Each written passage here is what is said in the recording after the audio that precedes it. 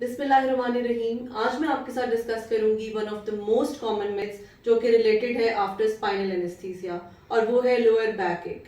During सी sections और other pelvic surgeries, even in gents और ladies, spinal anaesthesia दिया जाता है ताकि लोअर पार्ट को एनेस्थेटाइज हो जाए और फिर उस पर सर्जरी की जाए।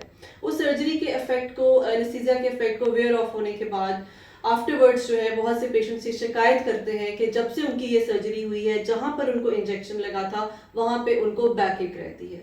तो मैं आज इस टॉपिक में आपकी ये मिसकंसेप्शन क्लियर करना चाहती हूँ।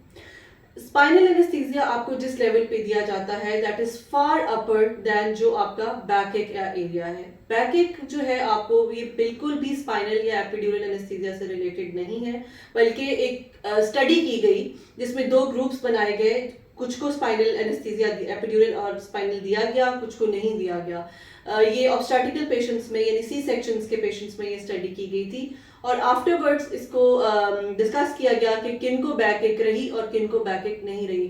तो दोनों ग्रुप्स में सिमिलर अमाउंट थी, नंबर ऑफ पेशेंट्स थे जिनको बैक एक हुई, जिनको स्पाइनल लगा या जिनको नहीं लगा।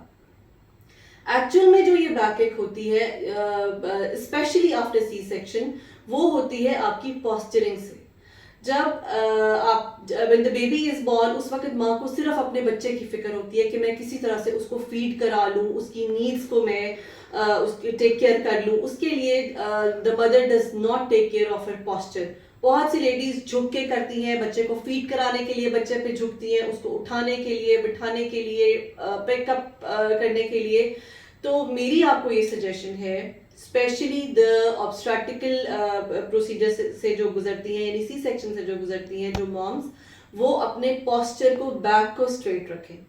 आपने जो कुछ करना है अपनी बैक को स्ट्रेट रख के करें, बिकॉज इन परप्यूरियम यानी कि जो छिल्ले का पीरियड होता है आपका, इसमें आपकी हड्डियां नरम होती हैं। आप अपने पॉस्चर को जिस तरह से एडजस्ट करते हैं वो उसी तरह एडजस्ट हो जाता है।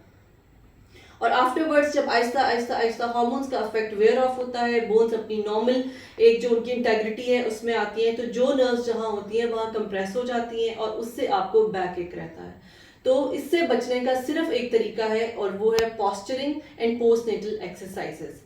अब जो बाकी जो नॉन प्रेग्नेंट लोग हैं जिनको ये प्रॉब्लम होती है, वो भी अपने पॉस्चर को सही रखें, अपनी एक्सरसाइजेस करें।